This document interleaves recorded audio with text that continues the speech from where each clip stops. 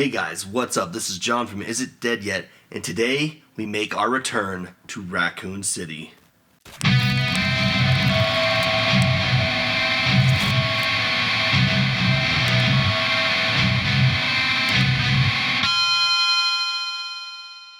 Over the last 2 years, we've gotten remakes of two classic games, Resident Evil 2 and Resident Evil 3.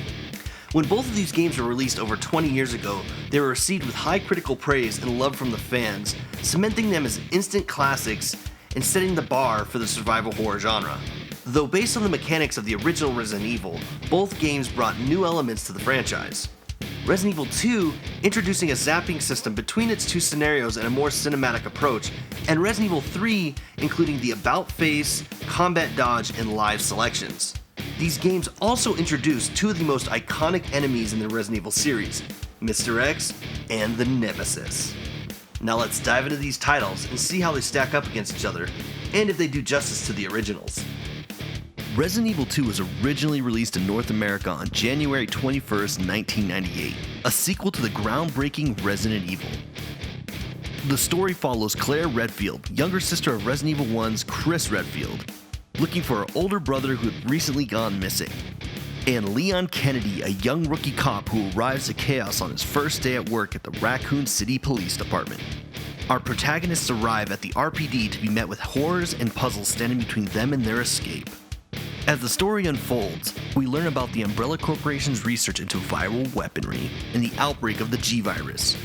After leaving the RPD, our protagonists make their ways through the sewers of Raccoon City and into a top-secret Umbrella Corporation research facility where they are met with hellish creatures and stage their final battle before escaping the living nightmare of their evening spent in Raccoon City.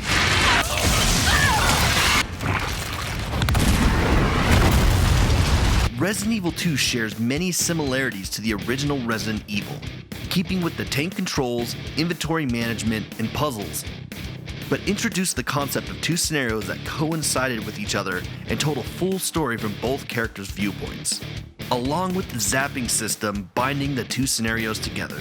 These two scenarios are in an A-B format, meaning Claire A, Leon B, and vice versa, creating a total of 4 playable scenarios within the main game.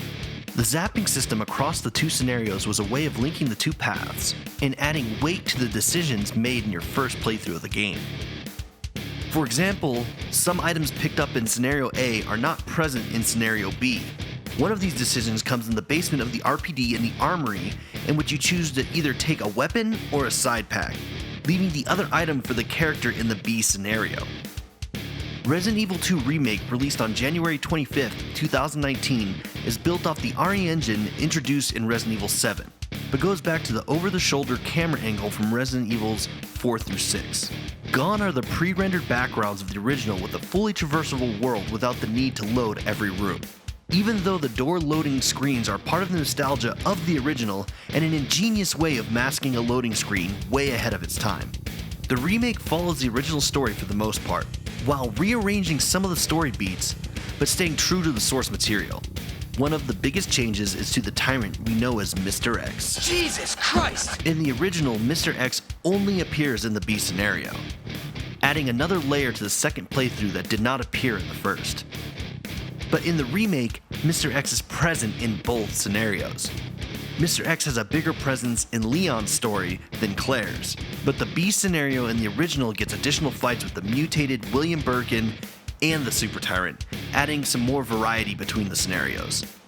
The original Resident Evil 2 set out to have more of a theatrical feel than its predecessor, but was criticized for its subpar script and localization and poor voice acting. I'll be right back, as soon as I found the antidote for you. The cutscenes themselves looked amazing for the time, and gave us numerous classic moments that would define the series as well as the film franchise that would follow in the early 2000s. Be it the first encounter with the liquor hanging from the ceiling, the arrival of Mr. X crashing into the RPD, the implanting and death of Chief Irons, or the death and mutations of William Birkin. The use of pre-rendered backgrounds are able to give the game the amount of detail and realism to immerse the player into the world of Resident Evil, and gave the game a feeling of superiority to that of other titles of its time. Basically, Resident Evil 2 is pretty damn impressive visually in both gameplay and narrative cutscenes. which drove not only the survival horror genre forward, but the standard for games in general, which became a trend for Resident Evil games which continues to this day. Hey, it's up to us to take out Umbrella. Resident Evil 2 Remake takes what the original started in theatrics and completely upped the game and brought its story to a new audience. Though there are still bits of corniness in the script, the acting, voice acting, and overall theatrical approach blow the original out of the water. The cutscenes are amazing, and with the technology available now, the storytelling elements during the gameplay are there without the need to cut to a cutscene. Another thing that changed with the advancement of technology was the character models. Now, having high definition, we're able to get these amazing character models with so much detail that bring these characters to life. The main cast is beautifully done, but every character in this game is treated with the same level of detail. Be it the basic zombie enemies or the giant gator in the sewer, all of these models can be unlocked and viewed in the bonuses section of the game. The amount of detail in these models, a lot of which you won't really even be able to see while navigating your way through Raccoon City, is a show of true artistry and attention to detail. I mean, you don't see the legs or really much of the body of the gator, but the developers spent plenty of time making sure that the detail is there, and the satisfaction of unlocking it will make you want to check them out.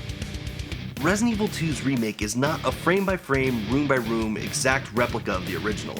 It's a modernized remix of the story. Many of the story beats are the same, without the remake really going off the rails, but things have changed, but in a good way.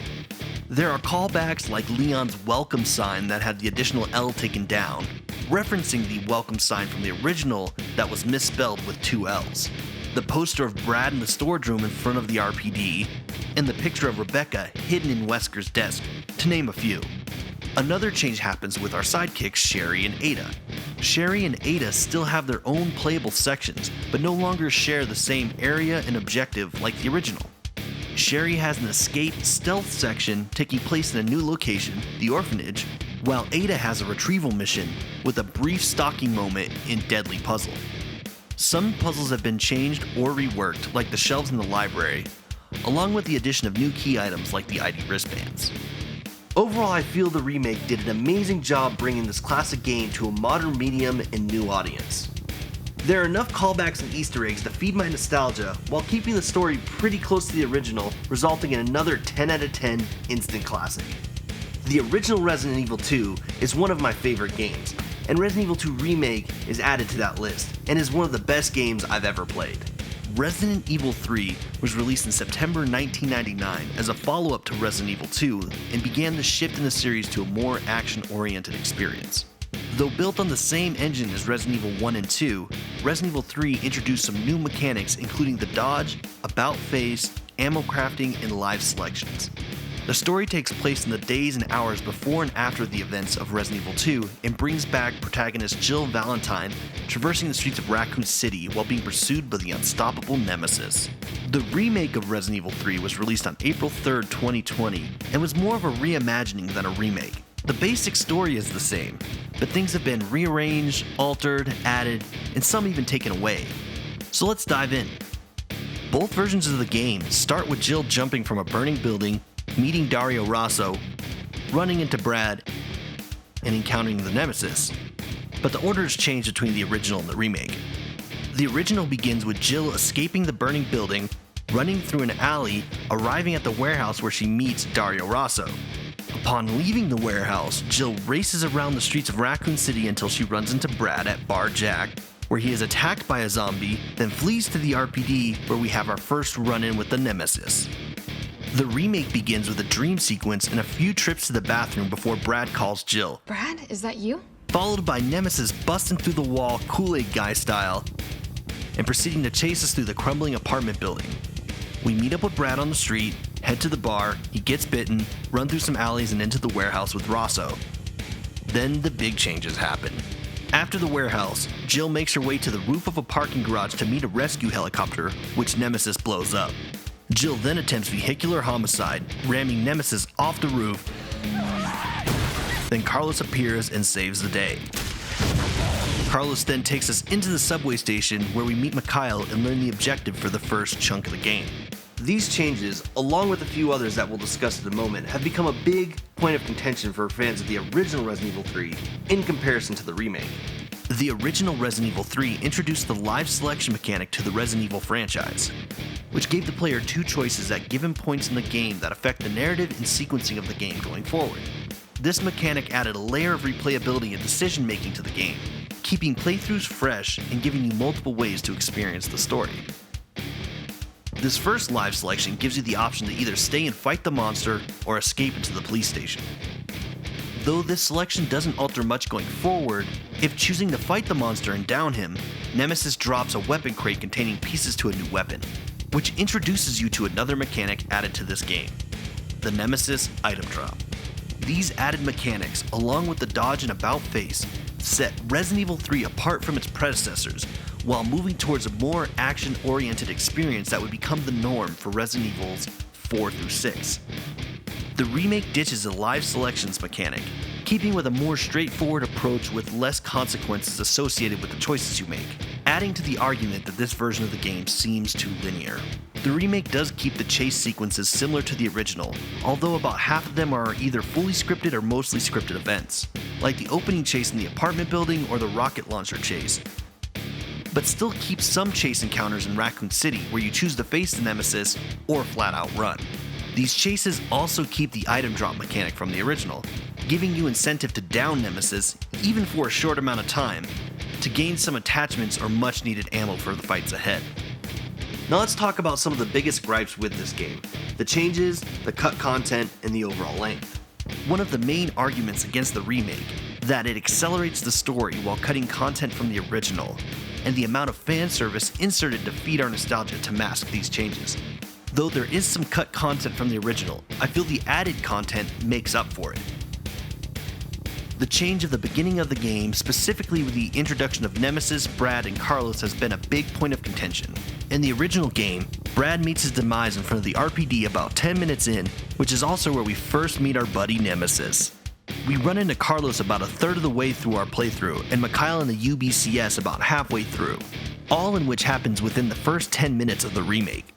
This entire opening section rubs many players the wrong way, claiming that it speeds through most of the development from the original, and cutting a lot of the puzzles and exploration, leaving a much more linear experience. Two other points of contention are the RPD and Clock Tower sections. In the original Resident Evil 3, Jill makes her way through the police station after her first encounter with Nemesis, and in the second half of the game, after repairing the subway car and foil escape, Jill and Carlos both explore St. Martin's Clock Tower, where Jill has a standoff with the Nemesis.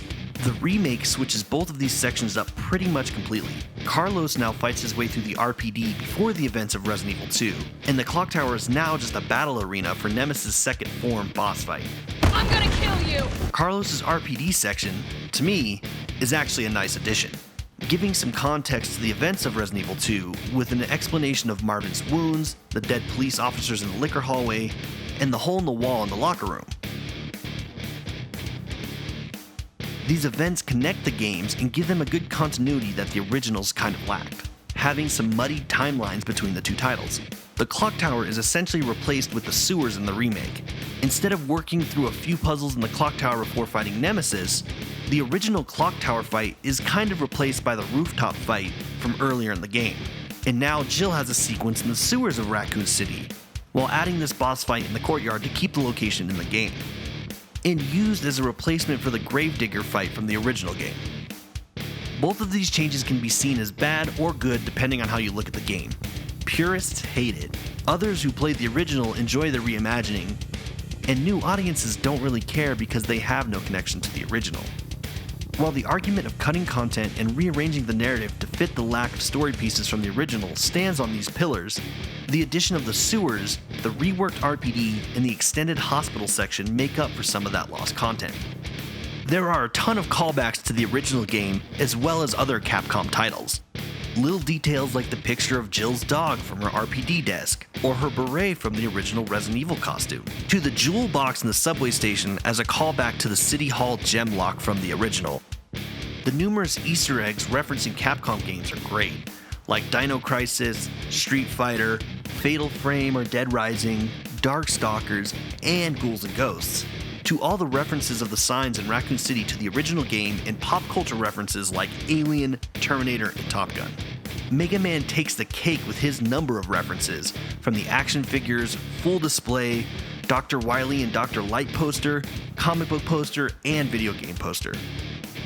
These changes have also added to the argument that the remake was much shorter and far too linear, breaking away from the live selections with multiple endings to a more scripted and set narrative. The difference in length between the two titles is about 30 minutes, give or take, with the time to shoot for an S rank in the original being under 2.5 hours, and as low as an hour and 45 minutes on hardcore mode in the remake. Though there is a difference in overall time, both games have a much faster pace than their predecessors in Resident Evil 2, both original and remake. Overall, I feel the remake, or as the developers have called it, a reimagining, is a very fun game. I've put in upwards of 60 hours and will go back and continue to play it. It is not a direct remake, but it does have its own charm and fun factor to it. Are there things that could be added as DLC or post-release content? Yes. And I'm not counting Resident Evil Resistance, which I do enjoy, but this game is fun nonetheless. In the end, I do really enjoy this game, and I would give the remake a 9 out of 10 despite the arguments against it. The original is a classic, and nothing can take away from that. I mean, Randy and I used to speedrun this game back in the day, so we put in our time. Instead of having just a direct remake, now we have at least 5 hours of Resident Evil 3 content to play. Well, that's it. I hope you've had fun looking at some of these awesome games with me. And if you want more Resident Evil content, keep an eye on our channel. And I've been John with Is It Dead Yet? Stay sick.